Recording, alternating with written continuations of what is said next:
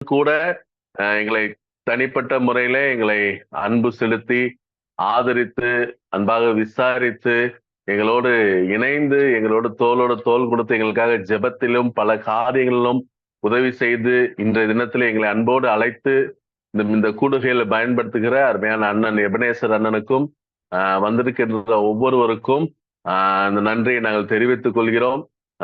கர்த்தர் தொடர்ந்து இப்படிப்பட்ட கூடுகையிலே இன்னும் அநேகரை பயன்படுத்தி அநேக காரியங்களை இந்த தேசத்திலே குறிப்பாக இந்த பீகார் மாநிலத்திலே உங்கள் மூலமாக செயல்வார் என்று நாங்கள் விசுவாசிக்கிறோம். எனக்கு அன்பானவர்களே, அண்ணன் ஏற்கனவே சொன்னது போல பீகார் தலைநகர் பாட்னா அருகில் உள்ள ஹத்தியாகண்ட் என்று சொல்லப்படுகின்ற ஒரு இடத்துல கிட்டத்தட்ட இங்கிருந்து 12 கிலோமீட்டர் தான் நம்முடைய ஏர்போர்ட். ரயில்வே ஸ்டேஷன்லாம் பார்த்தீங்கன்னா ஒரு 7 கிலோமீட்டர்ல நாம் சென்று விடலாம். ஆனால் ஒரு தலைநகரத்துக்கு இவ்வளவு அருகாமையில் இருந்தும் கூட இன்று கூட நமது பகுதியிலே ஒரு ரோடு வசதி இல்லாத ஒரு நிலைமை, மிகவும் பின்தங்கிய ஒரு நிலைமை, பின்தங்கிய பின்தரப்பட்ட மக்கள் வாழ்கின்ற ஒரு வாழ்க்கை தான் இந்த மக்களிடம் இருக்கின்றது. இப்படிப்பட்ட மக்களின் மத்தியில தான் நாங்கள் கர்த்தரின் ஊழியத்தை செய்து வருகிறோம். இன்னும் நாம் சரியாக சொல்வதென்றால் நமது தமிழ்நாட்டுக்கு இங்கேக்கு ஒரு 200 ஆண்டுகால வித்தியாசங்கள் கூட உண்டு என்று சொல்லலாம். ஏனென்றால் கடந்த மாதம் ஒரு 13 வயது பிள்ளைக்கு நமக்கு நன்றாக தெரிந்த சிறு பிள்ளை 13 வயது தான் ஆகிறது. ஒரு திருமணத்தை நடத்தி 15 வயது வாலிபனுக்கு திருமணத்தை நடத்தி கொடுத்திருக்கிறார்கள். நாம் சென்று சொன்னால் அவர்கள் சொல்கிறார்கள் இதுவே வயது அதிகம் என்று.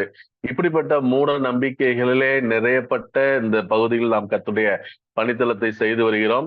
இன்னும் சொல்ல போவதென்றால் நம்முடைய பணித்தளத்துக்கு நம்முடைய பில்டிங்ல இருந்து ஒரு 500 கிலோமீட்டர் தூரம் சென்றால் சூரியனுக்கு ஒரு கோயிலை கட்டி வைத்திருக்கிறார்கள். வருடத்துல 2 தரம் மிகவும் செழிப்பாக எங்கெங்கிருந்தோ மக்கள் வெறும் காலோடு வந்து அந்த சூரியன் தங்களை ரட்சிக்கும்படி பலவிதமான படையல்களையும் பலவிதமான காணிக்கைகளையும் கொண்டு வந்து சாஷ்டாங்கமாக விழுந்து உண்மையில்லாத காரியங்களை ஆராதிக்கின்ற ஒரு இடத்துல நாங்கள் இருந்து வருகிறோம்.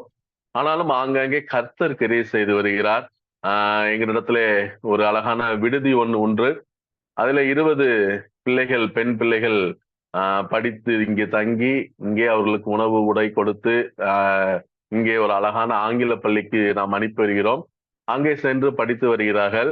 அத்தோடு தெபரால் வேதாகம கல்லூரி என்று ஊழியத்திலே வாஞ்சியோடு உள்ள பிள்ளைகளை நாங்கள் 6 மாத காலம் எங்களோடு தங்க வைத்து அவர்களுக்கு வேதத்திலிருந்து பல காரியங்களை நம்முடைய சீனியர் மிஷனரிகள், நம்முடைய ஊழிய ஸ்தாபனங்களின் தலைவர்கள் மூலமாக அவர்களுடைய சொந்த அனுபவத்தோடு சாட்சியோடு வேதத்திலிருந்து பல காரியங்களை நாங்கள் 18 சப்ஜெக்டுகள் அவங்களுக்கு பாடங்களை சொல்லி கொடுத்து அவர்களை இங்கு பயிற்சி முடித்த உடனே அடுத்தபடியாக நாங்கள் பணித்தளங்களுக்கு அவர்களை நாங்கள் அனுப்பி வைக்கிறோம்.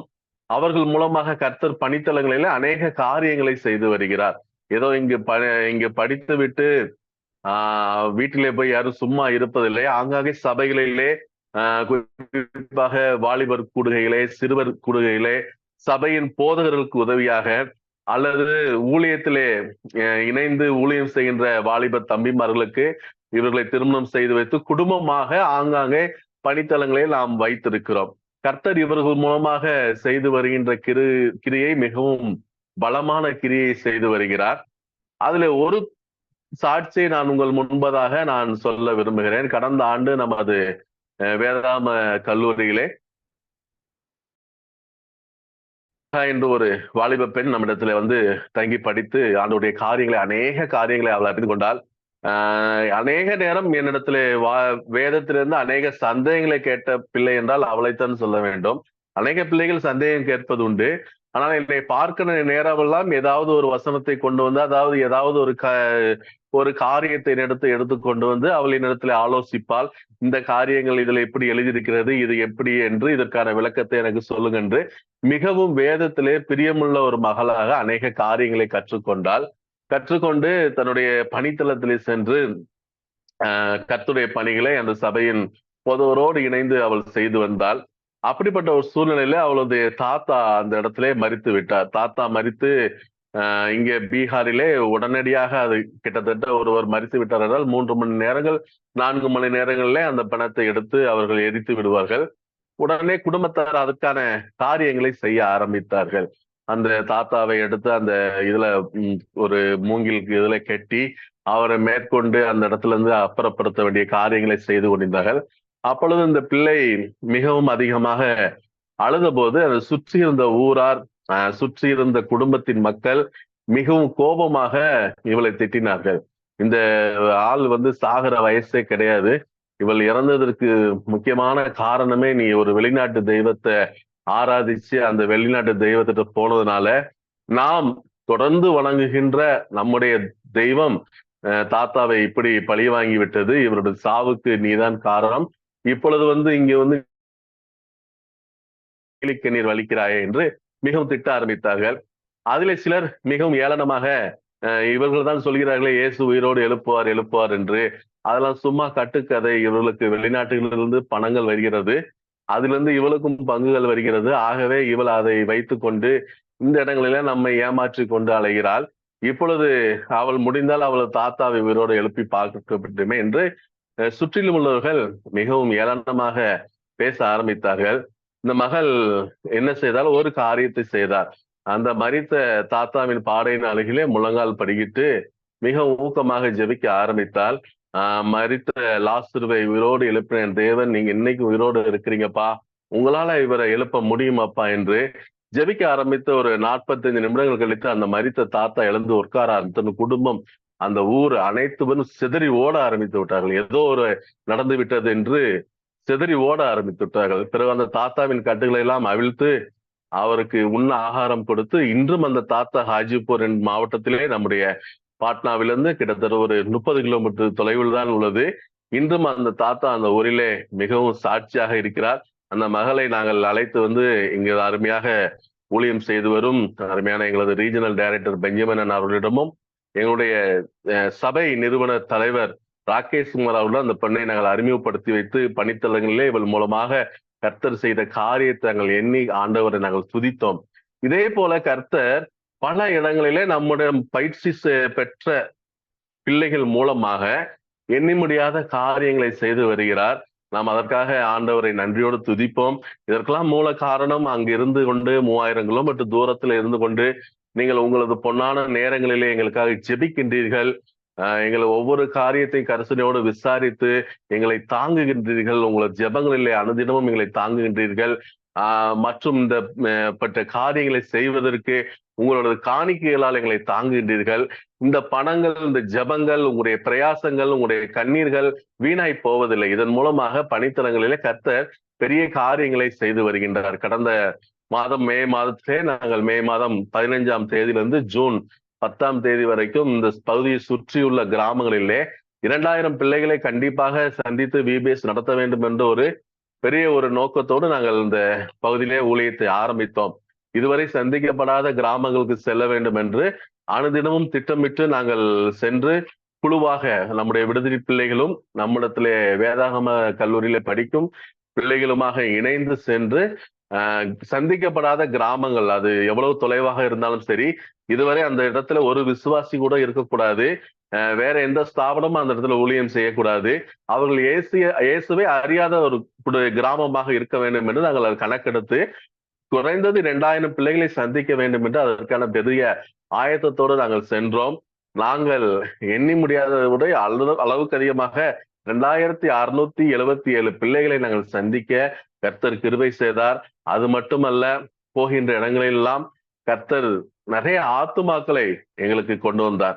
எந்த ஒரு இடத்திலும் நாங்கள் விதைத்தது வீணாய் போகாதபடி இப்பொழுது எந்தெந்த கிராமங்களுக்கெல்லாம் நாங்கள் சென்றிருக்கிறோமோ அந்த ஊரில ஒரு குடும்பமாக இயேசுக்காக விசுவாசிக்கிற ஒரு குடும்பமாக உருவாக்க கர்த்தர் கிரியை செய்தார். ஒரு சிறிய ஊரில நாங்கள் பீட்டா அருகில ஒரு சிறிய ஊரிலே நாங்கள் இப்படி விபிஎஸ்க்காக ஆயத்த பணிகளை செய்து கொண்டிருந்தோம். அப்பொழுது அந்த ஊரார் எங்களை மிகவும் நெருக்கினார்கள், மிகவும் திட்டினார்கள். இந்த இடத்தை நாங்கள் தரமாட்டோம் என்று நாங்கள் ஒன்றுமே பேசாமல் மிகவும் அமைதியாக நாங்கள் இருந்த, ஆண்டவரே நீங்கள் தான் எங்களுக்கு உதவி செய்ய வேண்டுமாப்பா, இப்படிப்பட்ட மக்களுக்காக நாங்கள் சுவிசேஷத்தை கொண்டு வந்திருக்கிறோம், இப்படி நெருக்குகிறார்கள் என்று சொல்லி நாங்கள் அமைதியாக இருந்தோம். நாங்கள் அமைதியாக இருப்பதை பார்த்து அங்கு இழந்த ஒருவர் எங்களுக்காக பரிந்து பேச ஆரம்பித்தார். இதே வார்த்தையை நீ வேற யாரிடமும் சொல்லியிருந்தா உங்களை அடித்து விட்டுருப்பார்கள். ஆனா இவங்களை பாருங்க எவ்வளவு அமைதியா இருக்கிறாங்க, இவங்கள்ட்ட ஏன் தப்பு இருக்க போகுது அப்படின்னு சொல்லி அவர் சொன்னார், என்னுடைய பள்ளிக்கூடத்துல இருக்கு, எனக்கு சொந்தமான ஒரு பள்ளிக்கூடம், அங்கே நீங்கள் நடத்துங்கள் உங்கள் புரோகிராமை, யாரும் எதுவும் சொல்ல மாட்டார்கள் என்று. நாங்கள் அங்கு சென்று கிட்டத்தட்ட 375 பிள்ளைகள், பள்ளிக்கூடத்துல படிக்கின்ற பிள்ளைகள் அங்க இருந்தார்கள். அவர்களுக்கு நாங்கள் அந்த பிபிஎஸ்ஐ கர்த்தரின் வார்த்தையை சொல்லி நாடகங்கள் பாடல்கள் மூலமாக நாங்கள் செயல்பட ஆரம்பித்தோம். அங்கு இப்பொழுது எங்கள் மாதம் ஒரு முறை ஒரு சனிக்கிழமையிலே எங்களுக்காக இடத்தை ஆயத்தம் செய்து ஒதுக்கி இருக்கிறார்கள். அங்கு நடத்துவதன் மூலமாக 2 ஆசிரியர்களை நாங்கள் ஆண்டவருக்குள்ளாக வழிநடத்த கர்த்தர் எங்களுக்கு கிருபை செய்தார். அது மாத்திரமல்ல, எத்தனை பேர் எங்களை நெருக்கினார்களோ இப்பொழுது அவர்களும் எங்களை பார்த்து புன்முறுவலோடு சிரித்து நாங்களும் வருகிறோம், ஜெபத்துக்கு வருகிறோம் என்று சொல்லத்தக்கதாக கர்த்தர் மாற்றங்களை இந்த பகுதியிலே உண்டாக்கி வருகிறார். எனவே உங்களுடைய ஜெபங்களுக்காக நாங்கள் மிகவும் நன்றி செலுத்துகிறோம். ஒன்றே ஒன்று நான் சொல்லிவிட்டு அடுத்து நான் ஜெபத்துக்கு செய்திக்கு நேரமாக நான் கடந்து செல்ல ஆசைப்படுகிறேன்.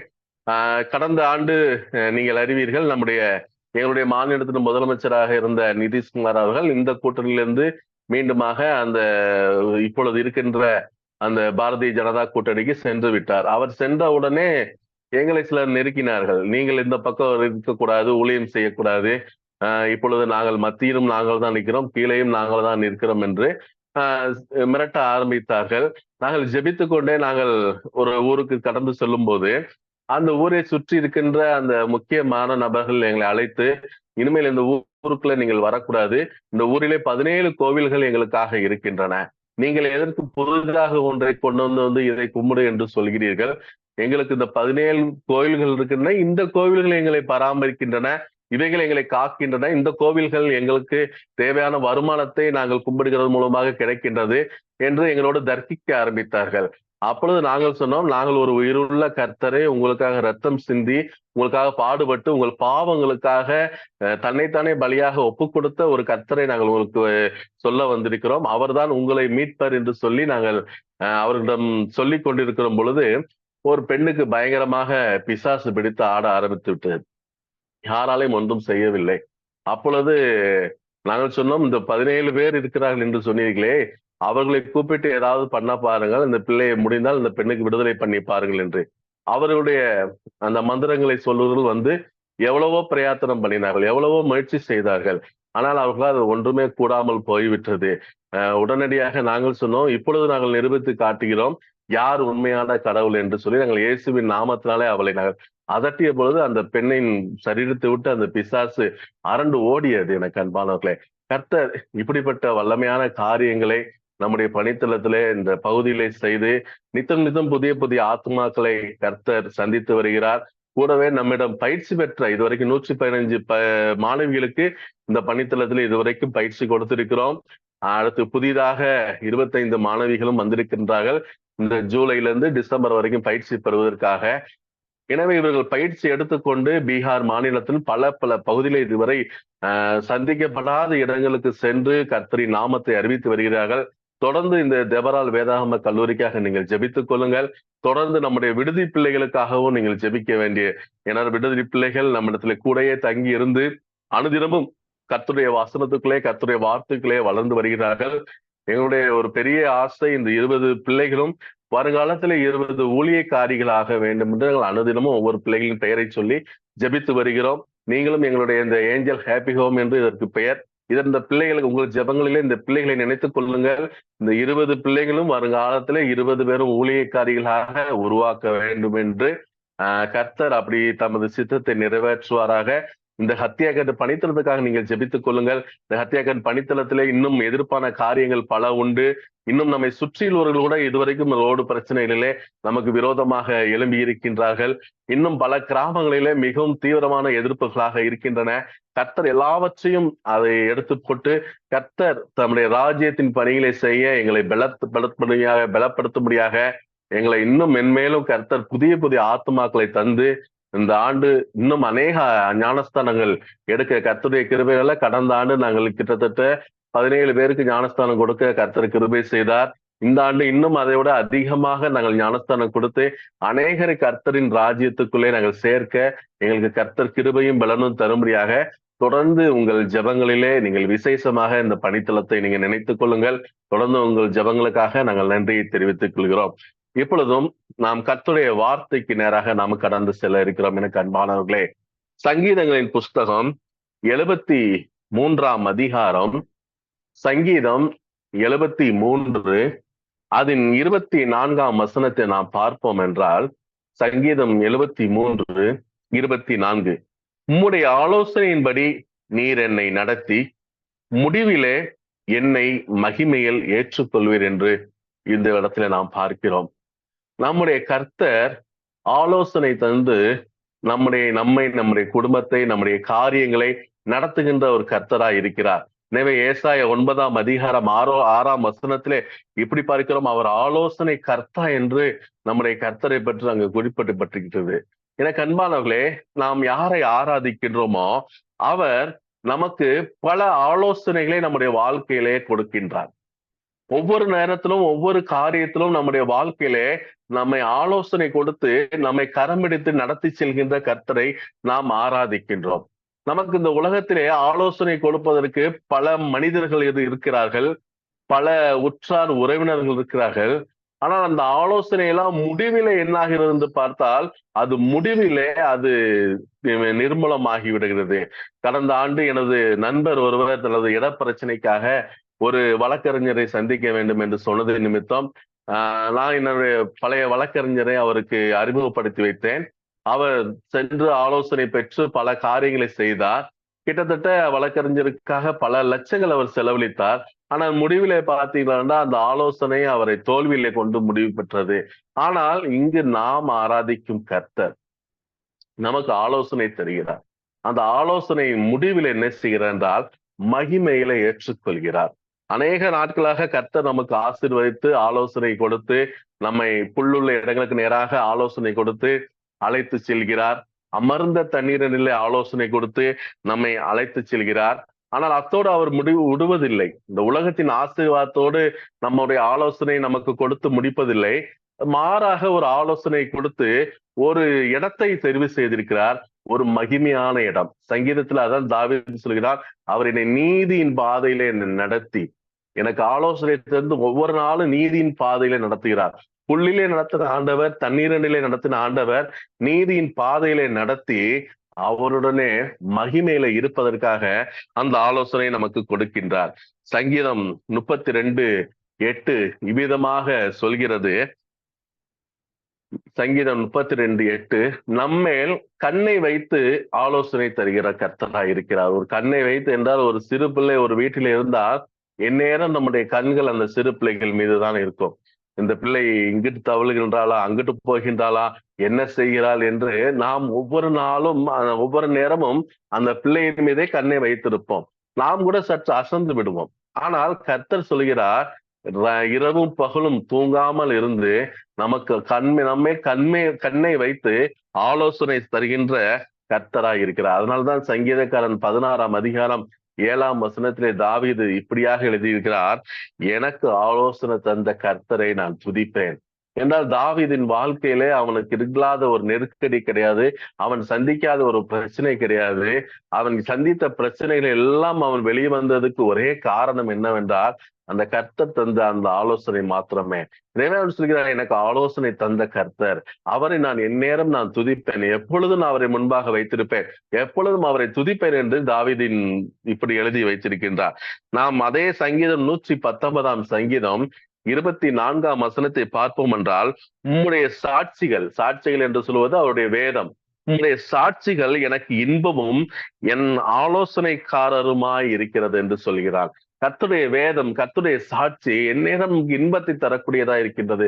ஒருவேளை நாம் சோர்விற்று என்ன செய்வது என்று திகைத்து போயிருக்கும் போது அந்த வேதத்தின் வசனங்கள் நம்மிடம் பேசுகின்றன. அந்த வேதத்தின் வசனங்கள் நமக்கு பலத்தை தருகின்றன.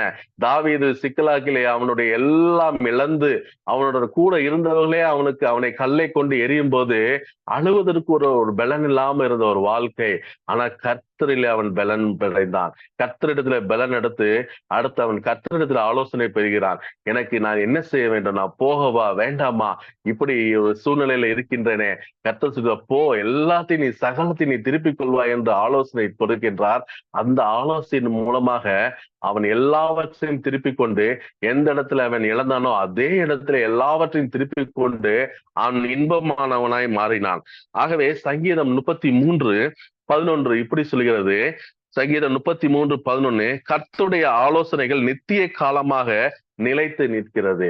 நமக்கு ஆலோசனை சொல்கின்ற கர்த்தருடைய ஆலோசனை ஏதோ கொஞ்ச நாள் அல்ல, ஒவ்வொரு ஆலோசனையும் நித்திய காலமாக நிலைத்திருக்கிறது. ஆகவே வானம் பூமி ஒளிந்து போகும், ஆனால் கர்த்தர் நமக்கு கொடுத்த ஆலோசனைகள், அவர் நமக்கு கொடுத்த வேத வசனங்கள், அவர் நமக்கு கொடுத்த ஒவ்வொரு காரியமும், எந்த காரியமா இருக்கட்டும், அவைகள் ஒரு நாளும் ஒழியாது. அது நித்திய காலமாக அந்த ஆலோசனைகள் நிலைத்து நிற்கும். அப்படிப்பட்ட ஒரு ஆலோசனை கொடுக்கின்ற ஒரு கர்த்தராய் நமக்கு இருக்கிறார். எனக்கு அன்பானவர்களே, அதே சங்கீதம் 139 சங்கீதம் 17 வசனம் இப்படி சொல்கிறது. தேவனே, உம்முடைய ஆலோசனைகள் எனக்கு எத்தனை அருமையானவை, அவைகள் தொகை எவ்வளவு அதிகம் என்று. நாம் ஒரு சிலரிடம் ஆலோசனை கேட்க போனால் ஒரு தடவை 2 தடவை கேட்கும் போது அவர்கள் சரி என்று நமக்கு சந்தோஷமாக சொல்வார்கள். நாம் பலமுறை கேட்டோம் என்றால் நமது போனை கூட எடுக்க மாட்டார்கள். இவனுக்கு வேற வேலை இல்லை, எந்நேரம் கேளு, அதுக்கு என்ன பண்ண, இதுக்கு என்ன பண்ண, இவனுக்கு இதே தொல்லையா போச்சு என்று நம்முடைய போன் காலை கூட எடுக்க மாட்டார்கள். ஆனால் இங்கு தாவீது சொல்கிறான், அந்த தொகை அதிகம், உம்முடைய ஆலோசனையின் தொகை அதிகம் என்று. எப்பொழுதெல்லாம் அது இரவாகட்டும் பகலாகட்டும், எந்த ஒரு நேரமாக இருக்கட்டும், நாம் எப்பொழுதெல்லாம் நாம் அவரிடத்துல சென்று நாம் ஆலோசனை பெறுகின்றோமோ அப்பொழுதெல்லாம் நமக்கு ஆலோசனை கொடுக்கிறார். 24 மணி நேரத்துல எப்பொழுது வேண்டாலும் நாம் அவருடைய சமூகத்துக்கு செல்லலாம். எந்த இடத்தில் இருந்தாலும் அந்த இடம், காலம், நேரம் ஒன்றுமே அவருக்கு பொருட்டல்ல. ஒருவேளை நாம் யாருமே இல்லாத ஒரு சூழ்நிலையில நாம் இருக்கலாம். ஆனால் எந்த இடத்திலும், எல்லா இடத்திலுமே கர்த்தர் நமக்காக என்ன சொல்கின்றார்? ஆலோசனை சொல்கின்ற ஒரு கர்த்தராக நம்முடைய வாழ்க்கையில இருக்கின்றார். எனக்கு அன்பானவர்களே, ஆகவே இந்த 73 சங்கீதம் நாம் பார்ப்போம் என்றால், முதலில் இது ஆசாப் எழுதின ஒரு சங்கீதம்.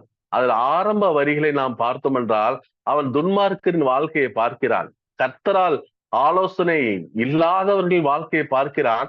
அது செழிப்பாக இருப்பது போல இருக்கின்றது.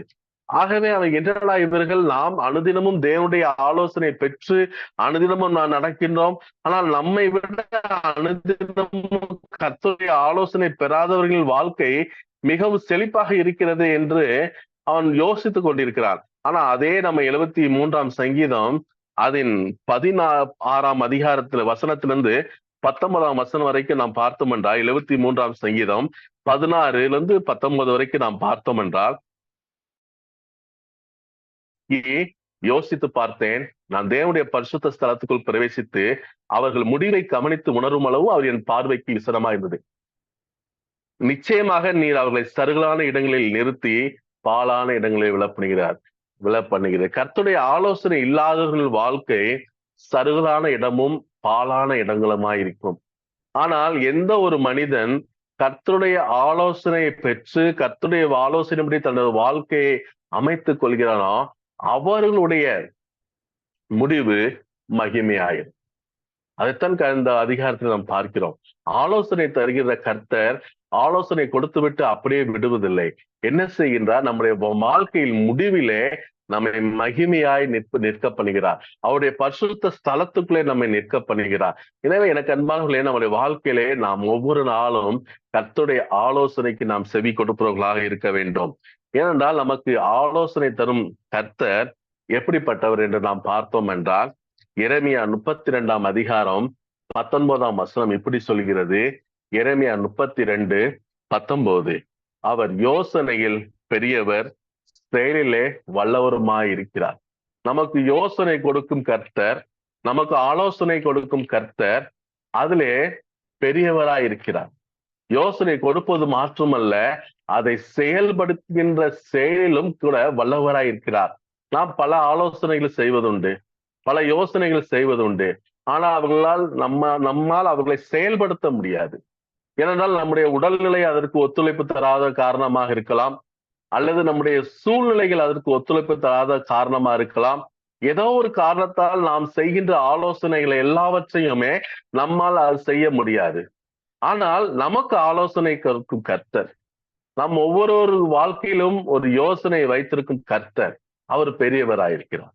அவர் நமக்கு கொடுக்கின்ற யோசனையிலே செய்ய முடியாதது என்று எதுவுமே கிடையாது. எனக்கு அன்பானவர்களே, ஆபிரகாம் வாழ்க்கையிலே அவனுடைய மனிதனின் பலத்தினால் அவனால் ஒரு குறிப்பிட்ட காலம் வரைதான் செயல்பட முடிந்தது.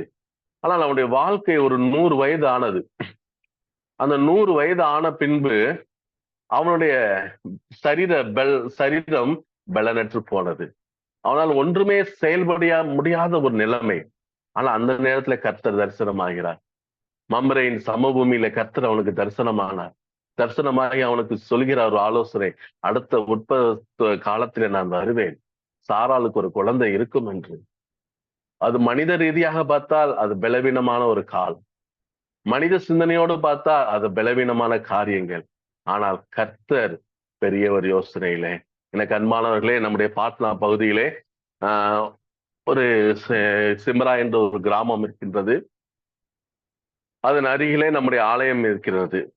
அந்த இடங்களில நாம் ஊழியம் ஆரம்பித்த புதிதான காலங்களில் அந்த இடத்தை சுற்றி இருப்பவர்கள் மிகவும் நமக்கு எதிர்ப்பாளர்களாக இருந்தார்கள். நம்மை அனுதினமும் நமக்கு விரோதமான காரியங்களை செய்யர்களாக இருந்தார்கள். அப்பொழுது அங்கிருந்த ஒரு சகோதரிக்கு இப்படிப்பட்ட ஒரு ஆலோசனை கொடுத்தார். அந்த சகோதரிக்கு திருமணமாகி 13 ஆண்டுகள் ஆகி எந்த இடத்திலும் குழந்தை அவர்களுக்கு கிடைக்கவில்லை. அவள் எய்ம்ஸ் வரைக்கும் டெல்லி, அப்பொழுது எய்ம்ஸ் மருத்துவமனை டெல்லியில் தான் இருந்தது. வசதியான குடும்பம். கிட்டத்தட்ட 5 லட்சம் ரூபாய் வரைக்கும் அவர்கள் செலவழித்து மிகவும் அங்கே ஒன்றுமே முடியாது என்று டாக்டரால் அவர் கைவிடப்பட்ட ஒரு நிலைமையிலே முதல் முறையாக நம்முடைய சபைக்கு தேடி வருகின்றார்கள். அப்பொழுது அவர்களுக்கு நாங்கள் கர்த்தருடைய வார்த்தையின்படி நாங்கள் ஆலோசனை அவர்களுக்கு கொடுத்தோம். நமது கர்த்தரால் முடியாத காரியம் ஒன்றுமே இல்லை. நம்முடைய கர்த்தர் எதை செய்ய நினைத்தாலும் அது தடைபடாது. நீங்கள் விசுவாசமா இருந்து ஆண்டவரத்தில் ஜெபியுங்கள், நாங்களும் ஜெபிக்கின்றோம், கர்த்தர் உங்களுக்கு வாழ்க்கையில கிருபை செய்வார் என்று. அவர்கள் சொன்னார்கள், நாங்கள் வாரம் வியாழக்கிழமை கிட்டத்தட்ட இதற்கு பூஜை செய்வதற்காக வாரம் நாங்கள் கிட்டத்தட்ட 2000 ரூபாய் 3000 ரூபாய் செலவழித்து பூஜை செய்து வருகிறேன். இங்கு எவ்வளவு செலவழிக்க வேண்டும் என்று கேட்டார்கள். நாங்கள் சொன்னோம், இங்கு 1 ரூபாயும் கூட கிடையாது. நம்முடைய கர்த்தரை மாத்திரம் நீங்கள் நம்புங்கள், கர்த்தர் உங்கள் வாழ்க்கையிலே அற்புதங்களை செய்ய வல்லவராய் இருக்கிறார். அப்பொழுது அவர்கள் ஞாயிற்றுக்கிழமை சபைக்கு வர ஆரம்பித்தார்கள். சபை ஆரம்பிப்பதற்கு முன்பதாகவே வந்து முழங்காலில் நின்று ஆண்டவரிடம் கெஞ்ச ஆரம்பித்தார்கள். ஆண்டவரே, நீர் எங்களுக்கு வாழ்க்கையிலே ஒரு அற்புதத்தை செய்யுங்கப்பா. 13 வருடங்கள் திருமணமாகி குழந்தை இல்லாத ஒரு சூழ்நிலை, ஒரு கண்ணீரோடு வந்து நிற்கிறேன் என்று கட்டடத்திலே ஜெபிக்க ஆரம்பித்தார்கள். அவர்கள் சபைக்கு போக ஆரம்பித்த உடனே சுற்றி இருக்கிறவர்களாம் கேலி பண்ண ஆரம்பித்தார்கள். அவர்கள் சொன்னார்கள், நீ எங்கெங்கயோ போய் நீ மருத்துவ டெஸ்ட் எடுத்த, எல்லா டாக்டரும் உனக்கு சொன்னது ஒன்னே ஒண்ணுதான், உனக்கு குழந்தை பிறக்காது என்று. இப்பொழுது நீ இந்த சர்ச்சுக்கு போனாப்புல எனக்கு என்ன ஆயிரப்போகுது, ஒன்றுமே ஆகாது, நீ வந்து மலடிதான், உன்னை வந்து மாற்றவே முடியாது என்று அவள் சபைக்கு கிளம்பி வரும்போதெல்லாம் பரிகாசம் பண்ண ஆரம்பித்தார்கள். இந்த மலடிக்கு ஆசையப்பாரு, அங்க போனோம்னா குழந்தை கிடைச்சிரும் என்று கண்ணீரோடு வருவார்கள். அப்பொழுது நாம் சொல்லுவோம், கர்த்தரால் செய்ய முடியாத காரியம் ஒன்றும் இல்லை. நீங்கள் கர்த்தரிடம் விசுவாசம் வையுங்கள். ஆபிரகாமுக்கு 100 வயதிலே கொடுத்த ஒரு கர்த்தர், அன்னாளை மலடி என்று பரிகாசம் பண்ணின அதே பெனினால் முன்பதாக பிள்ளைகளை கொடுத்த கர்த்தர் உங்களுக்கு வாழ்க்கையிலும் கர்த்தருக்கு பிள்ளைகளை தருவாள் என்று. கடைசியாக ஒரு வருடத்திலே அவர்கள் கன்சீவாக ஆரம்பித்தார்கள். ஊரில் உள்ளவர்களெல்லாம் நாடகம் ஆடுகிறாள் என்று நக்கல் அடிக்க ஆரம்பித்தார்கள்.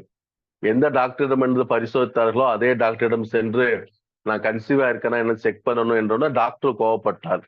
அவள் சொன்னால், நான் என்ன பைத்தியம் நினைச்சிருக்கேன், நான் கோல்டு மெடலிஸ்ட், நான் வந்து படிக்கும்போது நான் தானே உனக்கு எல்லா டெஸ்ட் எடுத்தேன், உனக்கு குழந்தையே பிறக்காதுன்னு, அதனால உனக்கு கொஞ்சம் கூட அறிவு இல்லை, பைத்தியம் முடிச்சிருச்சா, உனக்கு செக் பண்ண முடியாது போ அப்படின்னு.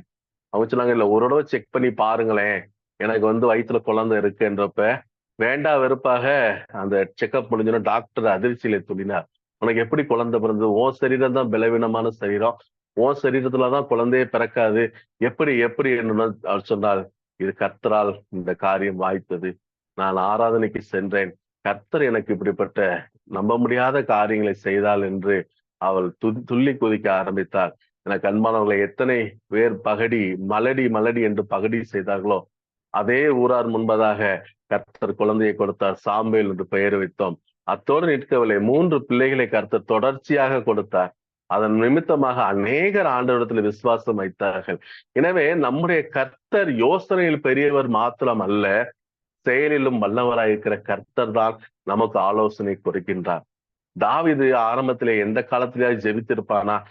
ஆண்டவரே என்னை ராஜாவாக்குங்க, ஆண்டவரே என்னை இஸ்ரேல் முழுவதும் ராஜாவாக்குங்க. அவனுடைய ஜெபம் அப்படிப்பட்ட ஜெபமே இல்லை. ஏன்னால் அவன் அதை பற்றி சிந்திக்கவே இல்லை. அவனுடைய ஜெபம் இப்படியாக இருந்திருக்கும்: என்னுடைய அண்ணன்மார்கள்லாம் எந்நேரம் என்னை திட்டிக் கொண்டே இருக்கிறார்கள், என்னுடைய தகப்பன் எந்நேரமும் என்னை வீட்டுல இருக்கவே விடுறதில்லை, என்னுடைய வாழ்க்கை இப்படி காட்டிலே இருக்குது ஆண்டவரே, அட்லீஸ்ட் நான் வீட்டுல கொஞ்ச நாளாவது ஒரு மரியாதையோட இருக்கணும், அதுக்கு ஏதாவது வாய்ப்பு வழிவகைகளை உருவாக்குங்கன்னு ஜெபிச்சிருக்கலாம். அல்லது என்கிட்ட இவ்வளவு ஆடுகளை கொடுத்துருக்கீங்க, அடிக்கடி சிங்கம் கரடி வருது ஆண்டவரே, இதுல நஷ்டமாகாதபடி என்னை பாதுகாத்துக் கொள்ளுங்கன்னு ஜெபிச்சிருக்கலாம். அல்லது இந்த ஆட்டு மந்தைகள் பெருகணும்னு ஜெபிச்சிருக்கலாம். ஆனால் ஒரு காலம் தாவீது எனக்கு ராஜாவாகுங்கள் என்று அவன் ஜெபித்திருக்கவே மாட்டான். என்று அவனுடைய குடும்பத்தினுடைய நிலைமை, அண்ணன்கள் இராணுவத்திலே வேலை செய்கிறார்கள், அவ்வளவுதான்.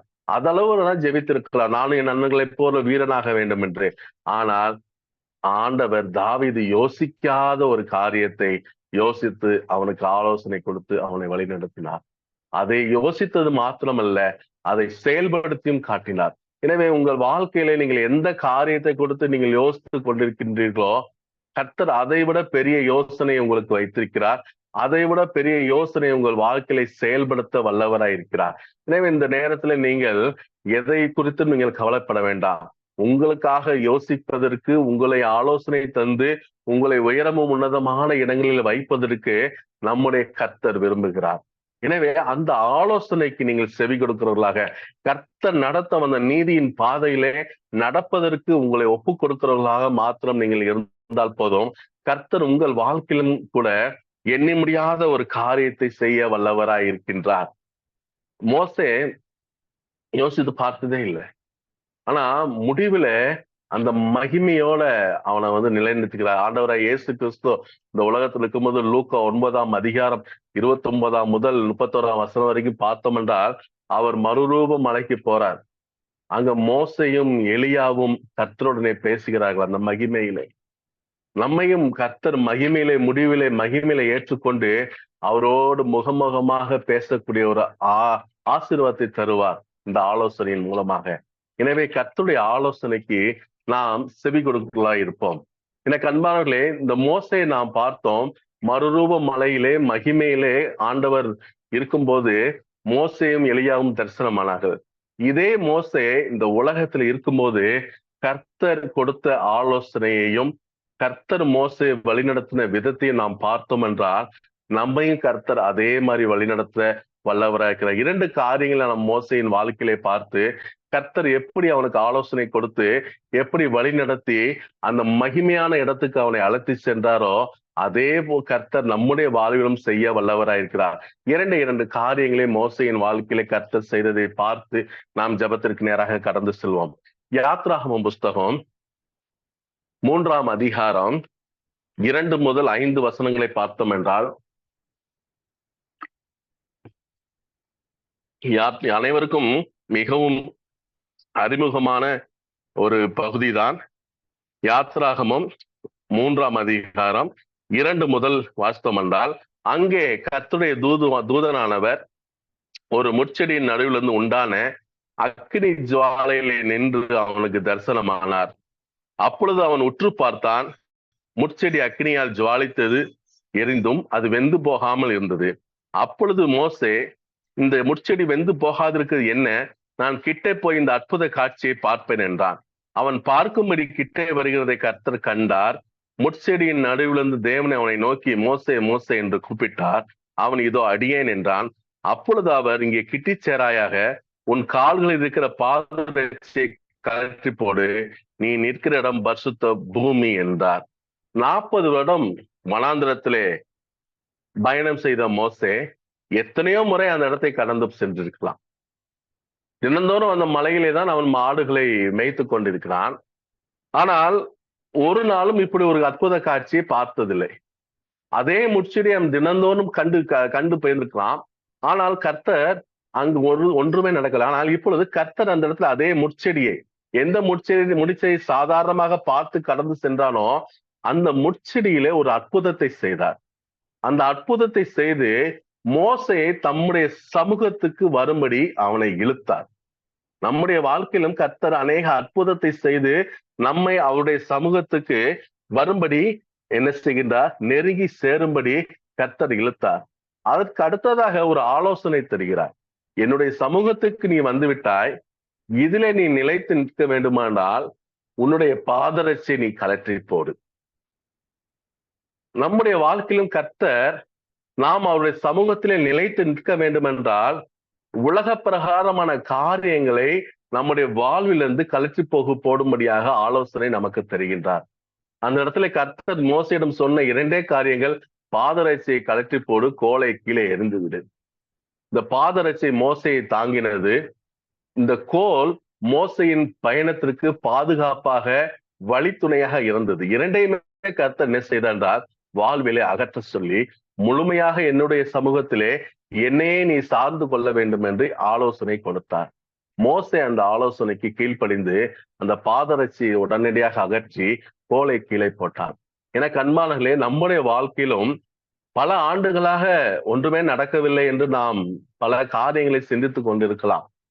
ஆனால் கர்த்தர் கொடுக்கின்ற ஆலோசனை ஒரு அற்பமான ஆலோசனையாக கூட இருக்கலாம். நம்முடைய வாழ்விலே எதை கலற்ற வேண்டும், எதை அகற்ற வேண்டும், எந்த காரியத்தை கீழே போட வேண்டும் என்று கர்த்தர் சொல்கிறாரோ அதை நாம் நம்முடைய வாழ்விலே நாம் அகற்றினோம் என்றால் நாம் கர்த்தருடைய சமூகத்திலே நாம் நிலைத்து நிற்க முடியும். நாம் வந்துவிட்டோம் ஆண்டவருடைய சமூகத்திற்கு, ஆனால் நிலைத்து நிற்க முடியவில்லை. ஆண்டவர் வருத்தப்பட்டு பாராசமரிகூட எல்லாரும் இடத்தில் வாருங்கள் என்று எல்லாரையும் அழைக்கிறார்.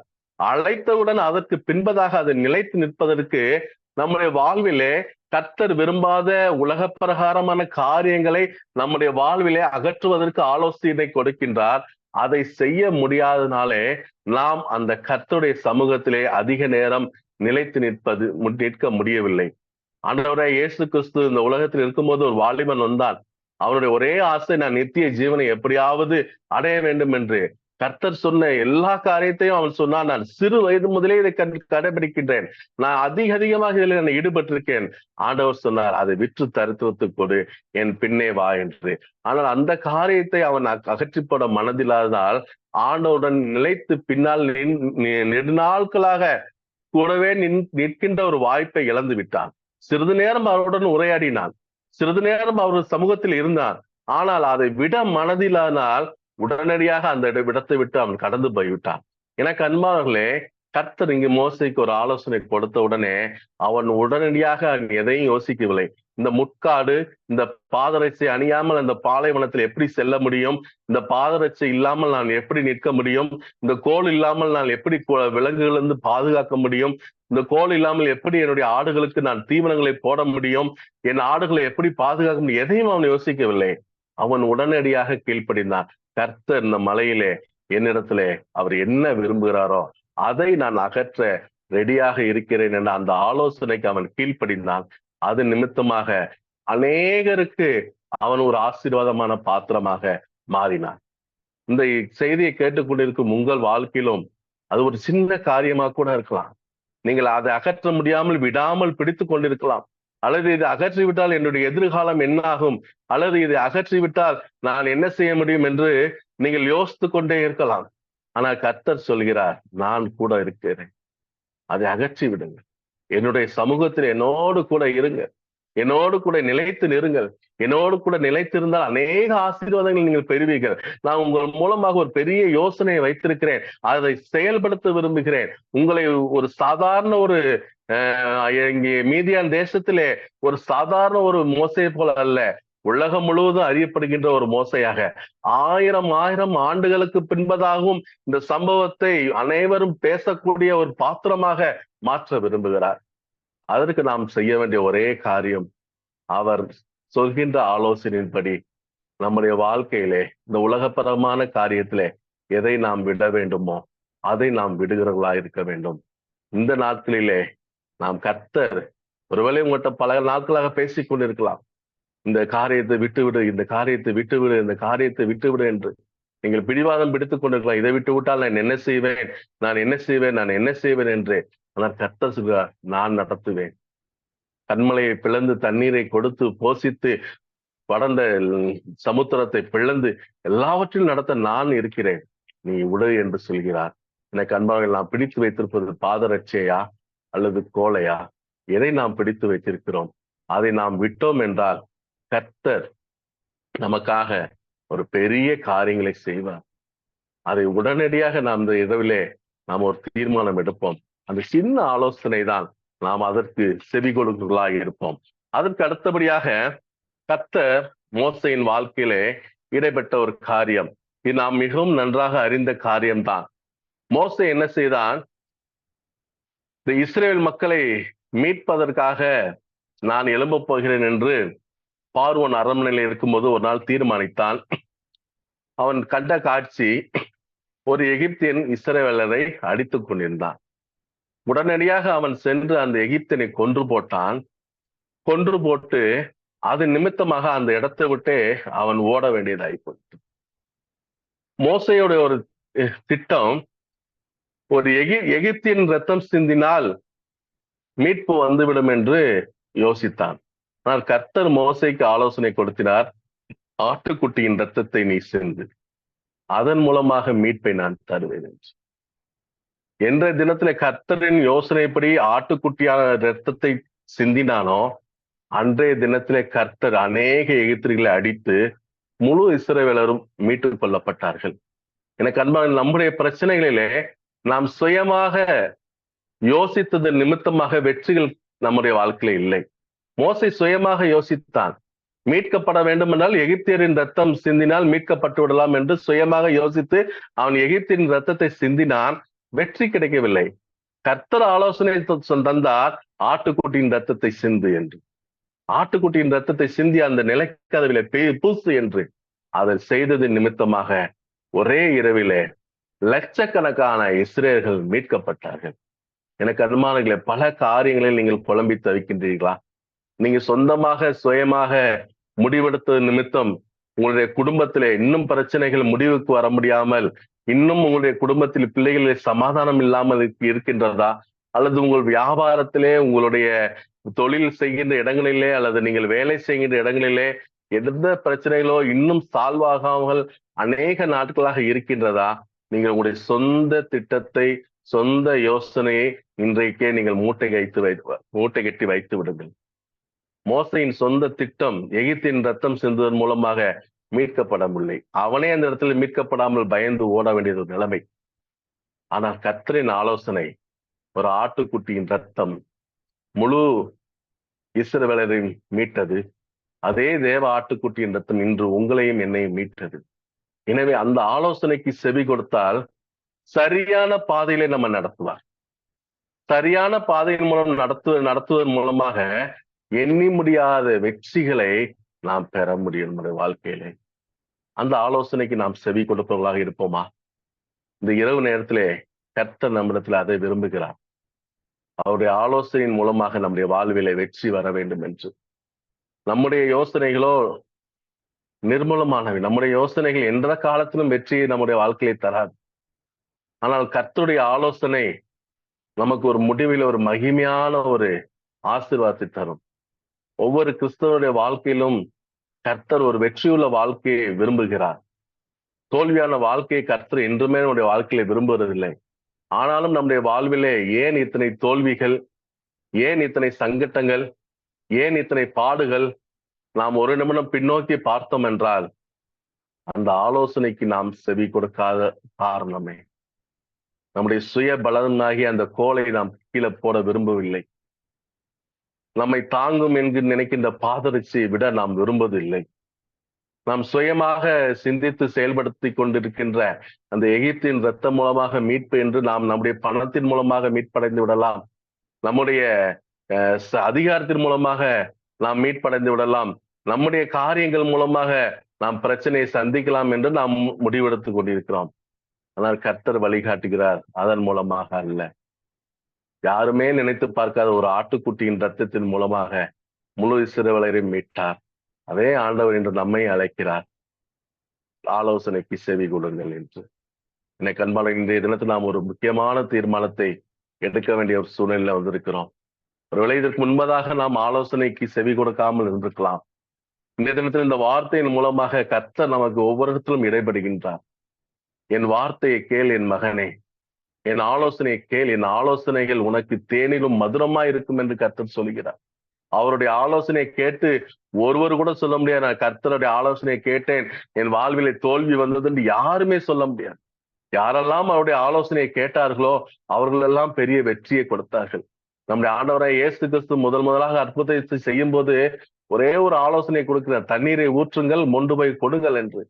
யாருமே எதிர்கேள்வி கேட்கவில்லை. ஆண்டவரை தண்ணீரைத்தானும் ஊற்றினோம், எப்படி கொண்டு போய் கொடுக்க முடியும் என்று. நாம் இன்று தண்ணீரைத்தானும் ஊற்றுகிறோம், அதை தண்ணீரே பார்த்து கொண்டிருப்பதனால்தான், நம்முடைய வாழ்வில் அந்த ஆலோசனைக்கு செவி கொடுக்காதனால்தான் நம்முடைய வாழ்க்கை இன்னும் திராட்சரசமாக இனிப்பாகவில்லை, பற்றாக்குறையாக இருக்கின்றது, ரசம் குறைவுபாடாக இருக்கிறது. அற்புதம் செய்ய ஆண்டவர் உண்டு, நம்முடைய இல்லத்திலே ஆண்டவர் உண்டு. அற்புதங்களை சேர்ந்த கர்த்தர் இன்றும் ஜீவிக்கின்றார். ஆனாலும் நம்முடைய வாழ்க்கையிலே ரச குறைவுபாடு காரணம் என்னவென்றால், அந்த மொண்டு போய் ஊற்றுங்கள் என்று ஆலோசனை நாம் புறம் தள்ளுகிறோம். நம்முடைய அதிகாரத்தின்படி அல்லது நம்முடைய கண்ணோட்டத்தின்படி, உலக அறிவியலின்படி நாம் அதை பார்க்கின்றோம். ஒரு ஆட்டுக்குட்டியின் ரத்தம் எப்படி ஒரே நாளிலே மீட்கும் என்று யோசிக்கிறோம். அல்லது தண்ணீரை கொண்டு போய் எப்படி நான் மேஜையில் வைப்பது என்று நாம் நம்முடைய பெருமைகள், நம்முடைய காரியங்கள் முன்னேற விடாமல் தடுக்கின்றன. இந்த இரவு நேரத்திலும் நாம் ஒரு மோசையை போல, ஆண்டவரே நீங்க சொன்ன ஆலோசனை, அது என்ன ஆலோசனை என்றாலும் சரி, என்னை நான் ஒப்புக் கொடுக்கிறேன் என்று சொன்னோம் என்றால், முடிவிலே அந்த மகிமையின் மறுரூபத்திலே மோசே ஆண்டவரோடு இருந்தார். இயேசு கிறிஸ்துவோடு முகமுகமாய் பேசினார் மோசையும் எலியாவும். ஒரு சாதாரண நம்மை போல பாடுள்ள மனிதனாகத்தான் மோசே இந்த உலகத்தில் வாழ்ந்தார். ஆண்டவர் சொன்ன சின்ன சின்ன ஆலோசனைகளை கேட்டதன் மூலமாக மகிமையிலே கர்த்தரோடு பேசுகிறவராக வாழ்கிறார். நம்மையும் ஆண்டவர் அப்படித்தான் அழைக்கின்றார். அவர் சொன்ன ஆலோசனைகளை கேட்டு முடிவிலே மகிமையிலே ஆண்டவரோடு முகமுகமாய் இந்த சிங்காசனத்திலே வீற்றிருக்கும் கர்த்தரையும் ராஜாதி ராஜாவும் ஆண்டவருமாகிய கர்த்தர் முன்பதாக முகமுகமா நின்று அவரை ஆராதிக்கக்கூடிய ஒரு பாக்கியத்தை கர்த்தர் நமக்காக வைத்திருக்கின்றார். இந்த உலகத்திலும் நாம் ஜெயிப்பதற்கான காரியங்களை கர்த்தர் நமக்காக வைத்திருக்கின்றார். இன்றைய தினத்தில் நாம் கர்த்தருடைய ஆலோசனைக்கு செவி கொடுப்போம், நம்முடைய வாழ்வை அவருக்கு ஒப்புக் கொடுப்போம். கர்த்தர் நம்முடைய ஒவ்வொரு குடும்பத்தின் வாழ்க்கையும் வெற்றிகரமாக மாற்றி தருவதாக இந்த வசனத்தினுடைய கர்த்தர் உங்கள் ஒவ்வொருவரையும் ஆசீர்வதிப்பாராக. மீதியான ஜெப காரியங்களை நான் எபனேசன் ஒப்புக் கொடுக்கிறேன். அப்படியே நாம ஜெப நிலைக்குள்ள வருவோம். ஆண்டவர் நம்ம உள்ளத்துல நம்மோடு கூட ஆண்டவர் பேசின வார்த்தைகளை நாம நினைவு கூறுவோம். நான் யாருக்குரியவன், நான் யாருக்கு பிரியமானதை நான் செய்கிறேன், நான் யாருக்கு கீழ்ப்படுகிறேன். ஆட்டுக்குட்டியின் ரத்தம் மீட்டெடுத்தது. தேவ ஆட்டுக்குட்டியானவருடைய ரத்தத்தினால நான் கழுவப்பட்டிருக்கிறேனா? கழுவப்பட்ட ஆட்டுக்குட்டி அவருக்கு பிரியமானதை செய்வதற்கு நம்மை அழைக்கிறது. ஒரு மோசே எவ்விதமாய் பயந்து ஓடினார், ஆனா இஸ்ரவேலுக்கு ரட்சிப்பு உண்டாக்குற ஒரு பெரிய தலைவராக ஆண்டவர் அவரை எடுத்து நிறுத்தினார். நம்மையும் அவ்விதமான ஒரு பாத்திரமா, கனத்துக்குரிய பாத்திரமா எதிர்க்கிறவங்க, தடைகளாக இருக்கிறவங்க மத்தியில பயன்படுத்த என்னை தருகிறேன் ஆண்டவரே, என்ன ஒப்பு கொடுக்கிறேன். ஆண்டவருடைய கரத்துல ஒப்பு கொடுப்போமா? நீங்க பயன்படுத்துகிற ஒரு கோலாய் இருக்க என்னை தருகிறேன் ஆண்டவரேன்னு ஒப்பு கொடுப்போமா? அன்பில் ஆண்டவரே, ஒரு நல்ல கிருபையின் வேலையை தந்தீங்க. நல்ல சாட்சிகளை கேட்கவும், தேவன் பணித்தளங்களில உம்முடைய ஊழியர்களை எவ்விதமா பயன்படுத்துறீங்க, எவ்விதமா விசுவாசிகளின் சத்தத்துக்கு செவி கொடுக்கிறீங்கிறத இந்த நாள்ல ஆண்டவரே நாங்க அறிய எங்களுக்கு ஒரு நல்ல கிருபையை கொடுத்தீங்க. அதற்காக ஸ்தோத்திரம் ஆண்டவரே, உமக்கு நன்றி செலுத்துகிறோம். அபியானவரே, இந்த நாளிலும் செய்தியை கொடுத்த மகனோடு கர்த்தர் இருக்கிறீங்க. அவரை பயன்படுத்துங்க தகப்பனை. இன்னும் அநேக ஊழியர்களை உருவாக்குவதற்கு தேவன் நல்ல கிருபைகளை தாங்க. ஊழியம் செய்கிற இடத்துல உம்முடைய பாதுகாவல் இருக்கட்டும், உம்முடைய ஒத்தாசை இருக்கட்டும். உமக்கு பிரியமானத அவங்க செய்து பீகார்ல ஆண்டவரே மறுமலர்ச்சி உண்டாக தேவன் அனுக்கிரகம் பண்ணட்டும். அப்படியே வசனத்தை கேட்ட நாங்களும் ஆண்டவரே எங்களை உமக்கு அர்ப்பணித்து நாங்க என்ன செய்யணும் ஆண்டவரே, நாங்க என்ன செய்ய சித்தமாய் இருக்கிறீர் ஆண்டவரே என்று சொல்லி எங்களை அர்ப்பணித்து செயல்பட ஆவியானவர் எங்களுக்கு அனுக்கிரகம் பண்ணட்டும். செய்தியை கேட்ட மக்கள், கேட்க போற மக்கள் எல்லாரிலும் கர்த்தர் கிரியை செய்யும். உம்முடைய நல்ல நாம் ஒன்று மாத்திரம் மயப்படட்டும். கிருபை எங்க கூட இருக்கட்டும். இயேசுவின் நாமத்தில் வேண்டுகிறேன் நல்ல பிதாவே. ஆமென், ஆமென், ஆமென். என் ஆத்துமாவே கர்த்தரை ஸ்தோத்தரி, என் முழு உள்ளமே அவருடைய பரிசுத்த நாமத்தை ஸ்தோத்தரி. என் ஆத்துமாவே கர்த்தரை ஸ்தோத்தரி, அவர் செய்த சகல உபகாரங்களையும் மறவாதே. ஆமென், ஆமென்.